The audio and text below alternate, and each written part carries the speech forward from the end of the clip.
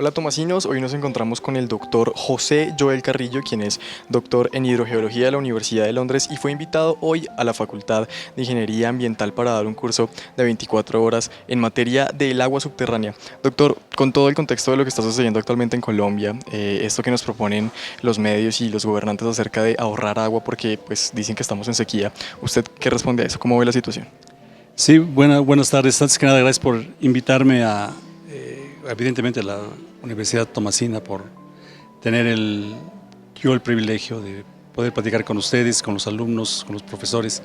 Bueno, mira, lo que te puedo comentar con relación a la situación de la supuesta escasez de agua es que si tú te pones a estudiar un poco y ves cuánta agua tenemos en el territorio nacional, que digamos, como puede ser aquí en Colombia, el 97% aproximadamente, ya se ha estudiado a nivel mundial, el 97% del agua que hay asequible en el contexto nacional es agua que está en el subsuelo.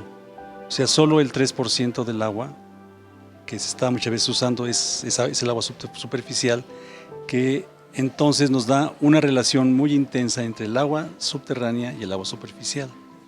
Sí, una relación que luego se ve precisamente cuando tú ves, por ejemplo, un río que no llueve, el río ya no circula, ya no lleva agua, o si llueve agua no es porque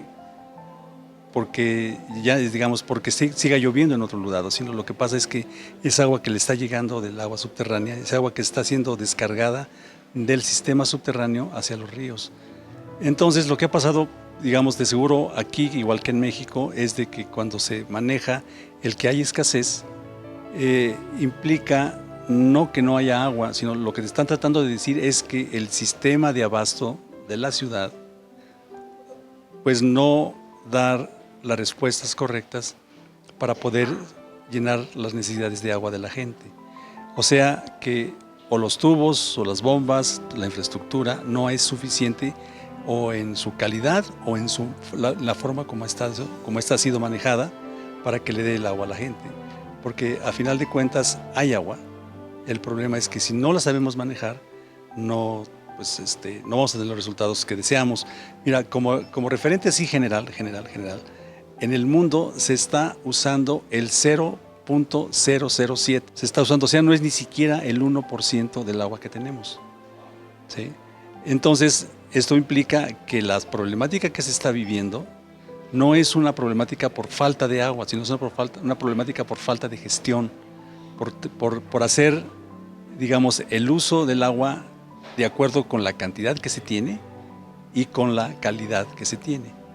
¿Sí? Si tomamos en cuenta estas dos cosas, bueno, pues podremos hacer un uso mucho más eficiente de lo que se está haciendo hasta ahora, ¿no? Bueno, en Colombia nosotros tenemos algo muy importante que son los páramos y esos lugares pues son sin lugar a dudas, digamos, sectores en los que se abastece a muchas ciudades con este recurso hídrico que es muy importante para la humanidad, pero entonces ¿usted cree que definitivamente el problema de agua no tiene que ver con que no haya agua? No, definitivamente el problema de agua no tiene que ver con que no hay agua. Si fuera así, bueno, pues ya estaríamos en una situación realmente caótica, ¿no?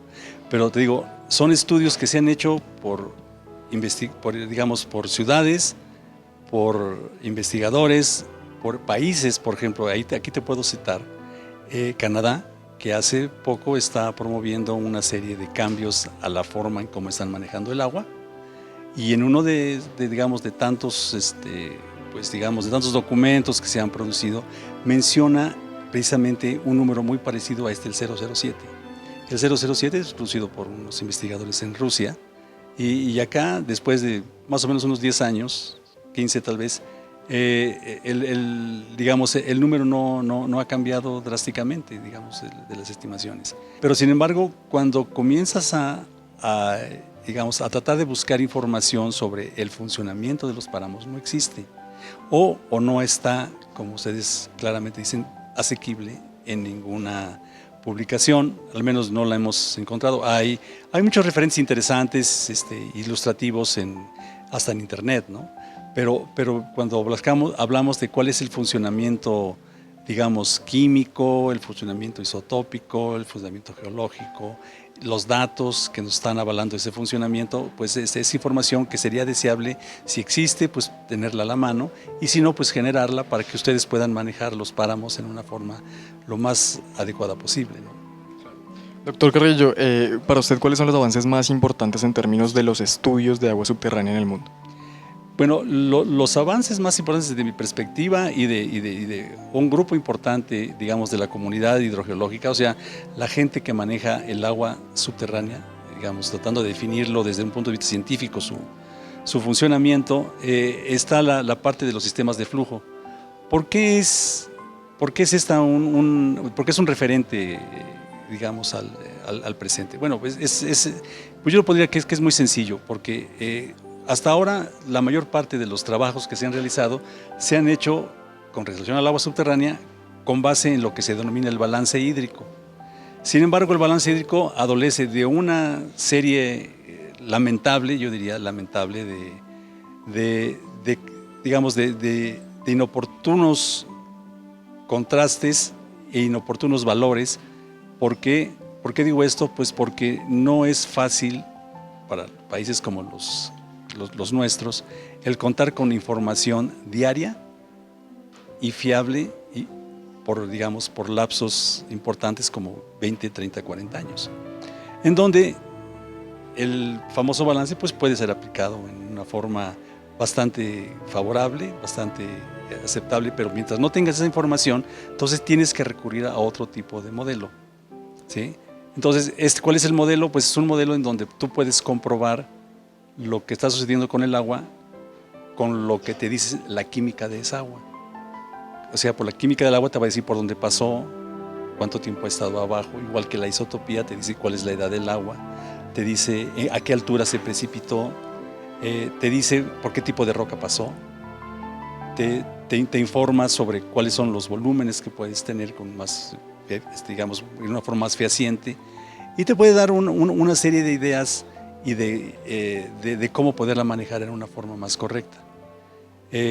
¿Por qué? Porque esto además es congruente y debe ser congruente con el tipo de suelo, debe ser congruente con el tipo de vegetación, o sea, incorpora a todo el esquema,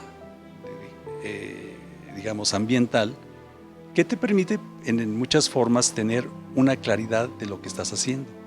O sea, puedes comprobar la parte química con la isotópica o la parte química con la geológica, la parte digamos, del funcionamiento con la presencia o falta de suelos, porque hay lugares donde no hay suelos, o con el tipo de vegetación que puedas tener, lo cual, para la información que tenemos tanto en México como en Colombia, pues es una cuestión prohibitiva. ¿Por qué? Pues porque no tenemos datos que fueran, digamos, favorables o que fueran los deseables para poder utilizar estos para hacer cálculos tan delicados, de los cuales va a depender la población para saber si hay o no hay agua. Que hay agua de esta calidad, lo puedes sacar por este tiempo, acá tienes que sacar esta otra calidad y esta otra cantidad y tienes que tener estas precauciones. Si no conocemos eso, pues entonces vamos a seguir teniendo los problemas que tenemos, ¿no? Bueno, doctor Carrillo, lo que vemos a nivel mundial, el fenómeno actualmente es que todo el tiempo nos están insistiendo en ahorrar agua. En Colombia actualmente nos insisten en que ahorremos energía, pero hay algunos sectores que dicen que lo que se debe hacer es revisar las políticas sobre los riegos de los cultivos. ¿Usted qué piensa sobre ese tema? Bueno, creo que ahí compartimos un punto interesante en común con México, porque por ejemplo, en México, creo que igual que por acá, la mayor parte del agua la usa la industria y la agricultura. Y cuando hablamos del caso de México, el 85% del agua la usa la industria y la agricultura. Solo alrededor de un 15%, sigamos siendo así muy exigentes, a veces menos, lo usa la población. Y sin embargo, como siempre vemos, a la población le piden, le solicitan, hasta le exigen que cuide el agua. Por ejemplo, tú vas yo voy a un gimnasio y ves, no desperdicie el agua, acá cierre la llave, etcétera, ¿no? Hay indicaciones de este tipo que pues pueden ser interesantes y pueden ser prácticas. Sin embargo, no vemos lo mismo en el campo. O sea, aquí te lo voy a poner al revés. Si el campo que usa el 85% del agua ahorrara el 10% de eso, o sea, ahorraría ¿cuánto? El 8.5%, ¿sí?, del agua. Entonces ese 8.5 serviría así para tener agua en las ciudades todo eso que se llama escasez, que no es otra cosa más que la mala administración del agua, pues no tendríamos ese problema, ¿no? O se minimizaría el problema.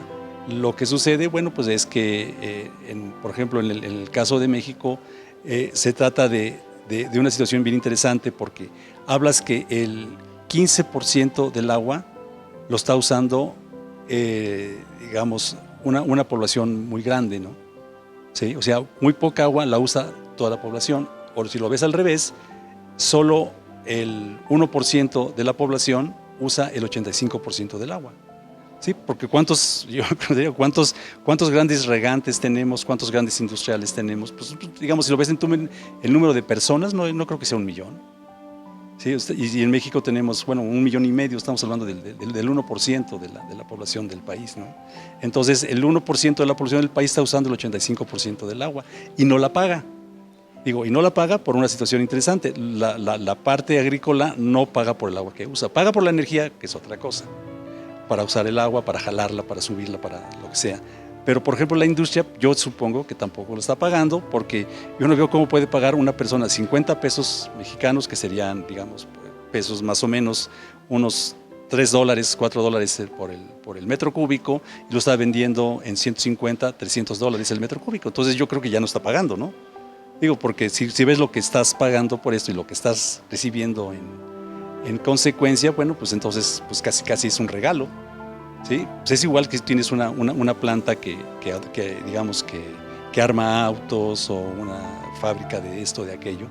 Si tú ves cuál es realmente el valor del agua como insumo en la producción, ¿se está pagando? No se está pagando. ¿Por qué? Desde mi perspectiva, en mi opinión, es de que no se está pagando porque simplemente tendrías que pagar más porque sin este insumo no pudieras hacer la producción que estás haciendo, ¿sí? Bueno, doctor Carrillo, y para finalizar, ¿cómo se sintió con la Universidad de Santo Tomás y con esta invitación de la Facultad de Ingeniería Ambiental? No, pues me sentí muy contento porque, bueno, pues manifiesta un interés que yo he visto en Colombia. Tengo ya bastantes visitas a Colombia. Han sido para participar o en congresos, o en cursos, o en conferencias. Creo que ha sido muy sensible y creo que es muy sensible más que en otras partes digamos, de América Latina. Desde mi perspectiva lo veo porque pues, te das cuenta, por ejemplo, con los estudiantes que luego te dicen, oiga, yo quiero hacer esto, yo quiero hacer lo otro, en donde pues, la parte de los jóvenes colombianos ha sido mucho más intensa que en otros países. Entonces, por eso pues, agradezco a la Universidad de Santo Tomás que me haya invitado, en particular al profesor Dubán, que ha estado siempre atento desde años anteriores que lo conozco y creo que esperamos poder seguir apoyándolos en este tema. Bueno, pues doctor José Yael Carrillo, muchísimas gracias por estar con nosotros en Zona T, muy ilustrativos todos sus comentarios, esperamos que vuelva a Colombia y que vuelva a la Universidad de Santo Tomás. No, al contrario, muchas gracias a ustedes por su invitación.